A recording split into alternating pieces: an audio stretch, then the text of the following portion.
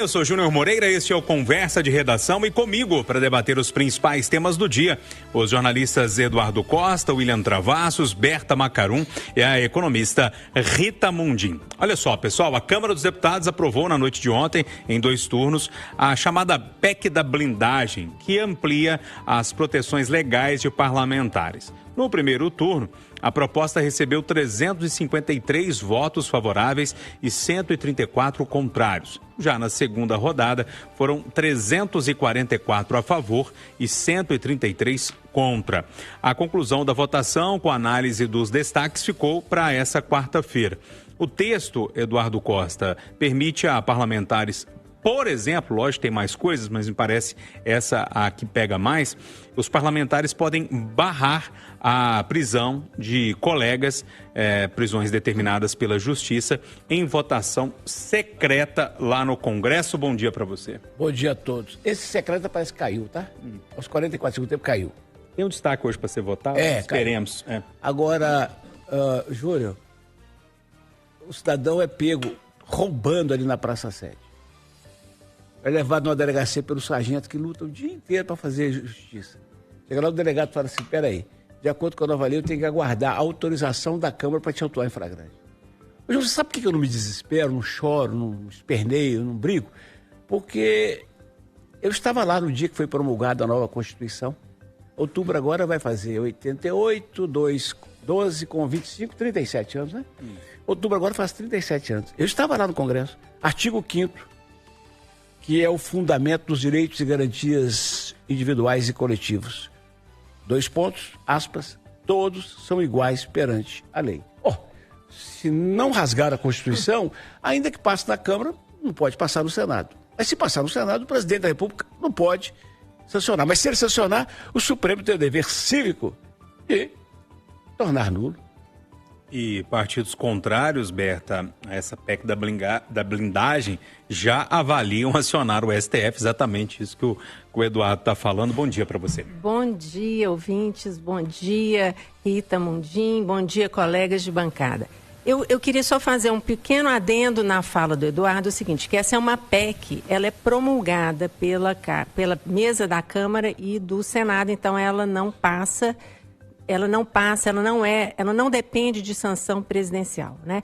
E eu acho que é muito importante a gente chamar a atenção para o grande acordão que foi a aprovação desta PEC, da blindagem, que vai exigir que, inclusive para abertura de processos de investigação, vai exigir que essa aprovação da Câmara dos Deputados para que o Supremo, por exemplo, Tribunal Federal, venha a abrir uma investigação que tem sido muito frequente, e isso motivou, inclusive, a questão das emendas, parlamentares. Há dúvidas em relação à transparência e aplicação. Há hoje cerca de 80 inquéritos no Supremo relacionados à destinação dessas emendas, e tudo isso motivou a aprovação da PEC da blindagem. Por um lado, o PL entendeu que seria uma resposta ao Supremo, uma forma de dar uma resposta e de conter o que ele chama de, entre aspas, abusos do Supremo. E, por outro lado, o Centrão achou uma oportunidade muito grande de entrar apoiando essa matéria, porque tem muitos de seus deputados sendo investigados.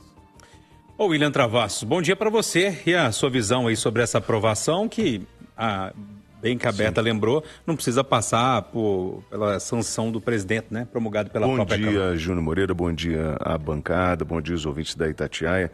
Vocês lembram quando a gente comentou aqui, né, sobre a ausência do Senado em função de algumas decisões do Supremo, do STF, que a gente falava por que os senadores não falam nada? Aí o Eduardo era o primeiro a falar assim, porque tem muita gente sendo investigada e todo mundo tem, a turma está com preocupações, tem o rabo preso, vou usar a expressão que o Edu falou.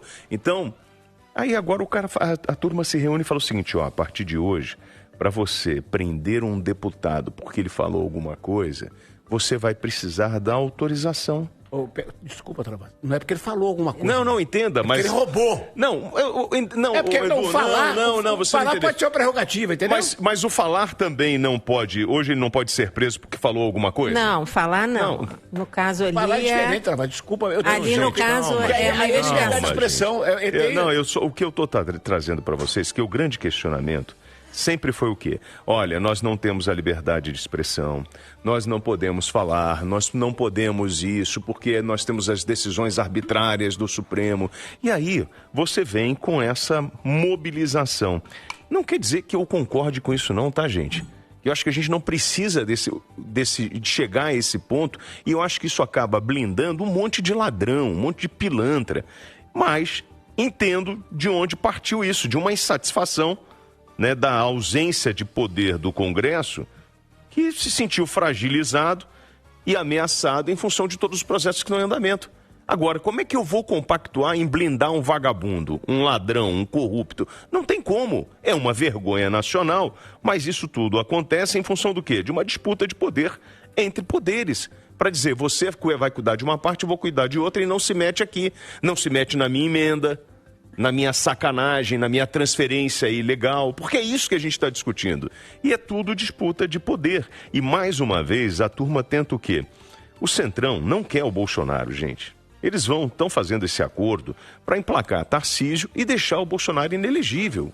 A ideia sempre vai ser essa. Jamais o Centrão vai apoiar uma anistia geral e restrita. Não vai, porque ele não quer de volta o Bolsonaro.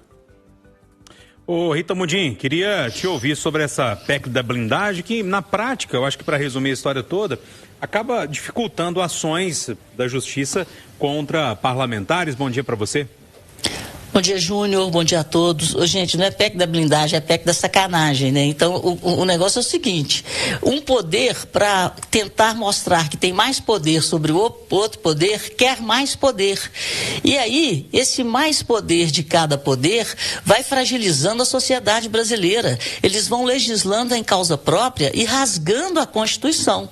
Então, vamos ver aonde nós vamos parar. Eu acho que deveria ser feito um plebiscito nesse país para ver o que a população está achando das nossas instituições, o que a população está achando da forma de agir do legislativo, do executivo e do judiciário. Nós temos exemplos aí recentes, um atrás do outro, né? O IOF é derrubado no Congresso, o presidente da República vai no STF, o IOF volta e ninguém fala nada, e quem paga é a sociedade, né?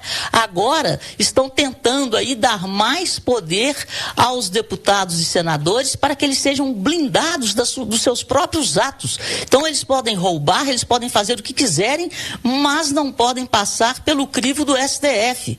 E o STF pode derrubar aquilo que o Congresso derrubou. Então é uma sopa de letrinhas. E quem paga a conta? Nós, todos os brasileiros. Enquanto isso, a nossa dívida cresce e já chega a quase 80% do PIB. Enquanto isso, nós estamos pagando 950 bilhões de juros por ano, sem investimento em infraestrutura, sem investimento em educação, sem investimento em saúde e segurança de qualidade. Nós, brasileiros, estamos sendo manipulados pelos três poderes e não assistidos e governados por eles. Uma provocação. O Júnior hoje de manhã estava fazendo uma pesquisa lá. Você pode dizer dos deputados de Minas quem é que votou e quem não votou? Você lembra disso? Não, assim, de cabeça não, mas tá no site da Itatiaia, tá no site da CNN, mas se você me falar um nome, por exemplo, eu consigo te dizer quem que se votou sim ou não. Bom, Nicolas. Votou sim. Aécio. Votou não. Mais alguém aí? Tem qualquer um que você perguntar, eu posso olhar para você, porque é uma lista muito grande, né? Mas, em princípio, e aí eu posso falar de forma geral, os votos do PL foram quase todos a favor da PEC. Partidos de esquerda, como o PSOL, votaram todos contra. O PT ficou dividido, metade para lá, metade para cá. Eu acho que isso dá um panorama um pouco mais geral de como foi a votação. Agora, o William levanta um ponto importante. Eu queria na fala dele, ele colocou uma questão importante. Ele fez a menção à anistia. A anistia ela vem num acordo, o projeto de anistia, ele vem em acordo com essa PEC da blindagem. A bancada do PL tem interesse em passar uma anistia ampla e queria dar este troco ao Supremo. O Centrão quer livrar alguns de seus membros que têm investigações no Supremo e não tem interesse em passar a anistia ampla. E o PT e o governo Lula não queria passar a blindagem, mas tem interesse que não passe a anistia ampla. Portanto, houve um grande acordo para que fosse aprovada esta blindagem e, por outro lado, para que a anistia só seja restrita à redução das penas. Olha só, pessoal, pesquisa Genial Quest, divulgada agora pela manhã, está quentinha, saiu do forno há pouco, mostra que a recuperação da popularidade do governo Lula, iniciada em julho após o tarifaço de Donald Trump, foi interrompida em setembro, mesmo com o julgamento de Bolsonaro. A desaprovação do governo segue em 51%. A aprovação da gestão do presidente também se manteve igual em relação ao levantamento do mês passado e está em 46%. Quando questionados sobre a reação frente ao tarifaço dos Estados Unidos, 64% dos entrevistados acreditam que o governo age de forma correta ao defender a soberania do Brasil, enquanto 26% discordam da postura do mandatário do país. Os indecisos ou os que não responderam à pergunta somam 10%. Eduardo, basicamente a aprovação e a desaprovação ficou ali no mesmo patamar da última pesquisa e aquela narrativa toda do governo de defesa da soberania colou com a maioria. Pois é, o que acontece é o seguinte, na minha modesta opinião, a pesquisa traz más notícias para os dois polos da política brasileira. Para o Lula, a pesquisa diz o seguinte, aqueles pontinhos que estava ganhando a mais por enfrentar a covardia do Trump, pararam. O Brasil, diz a pesquisa, continua achando uma indecência, 64%, mas os pontinhos pararam de subir. Então, se você não cuidar da economia, e aí pode-se ouvir inflação, não vai ter jeito, porque é a economia que pesa, né? A barriga que pesa. Então, o Lula vai ter que trabalhar mais.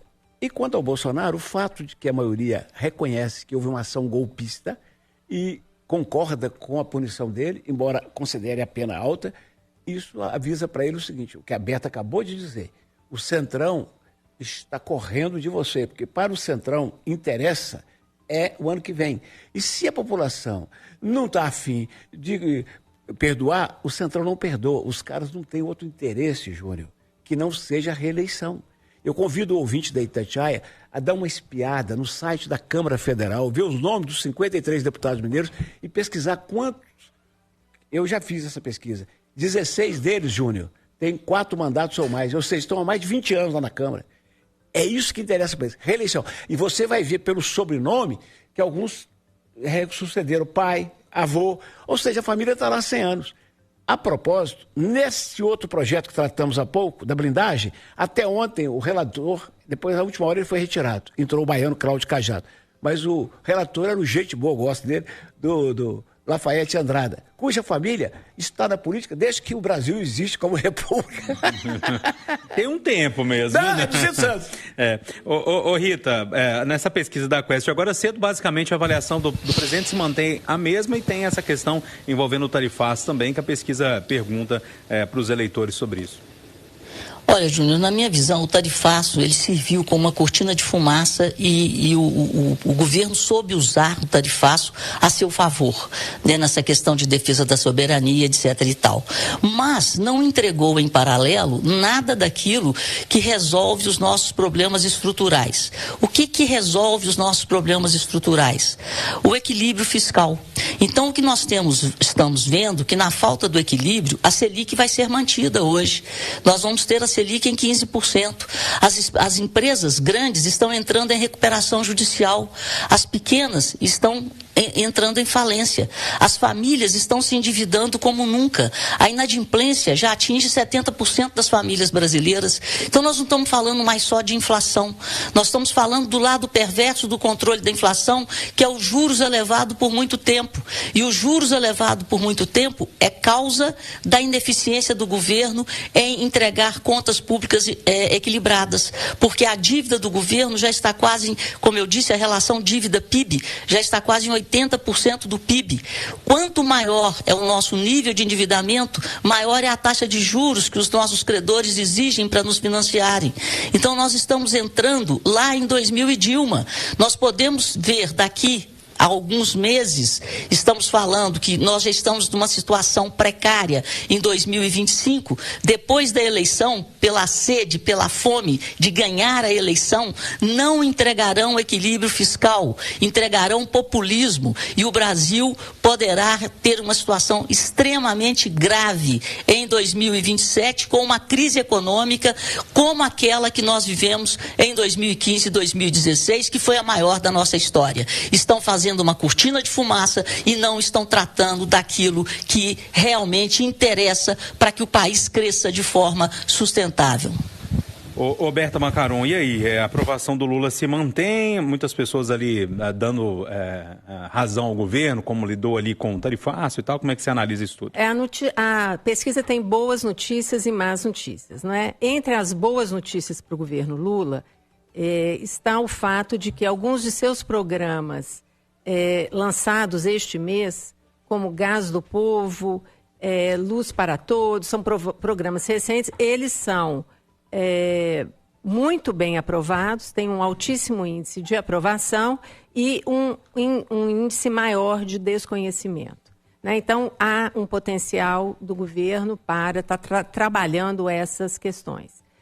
A má notícia para o governo, e isso eu acho que é também uma questão de comunicação, que o governo precisa talvez trabalhar melhor suas questões, é que quando você pergunta nessa pesquisa quais são as notícias, né, mais negativas que ouviu sobre o governo nos últimos tempos, é curioso a gente ver que inflação é a segunda notícia mais mencionada, né, nesse grupo.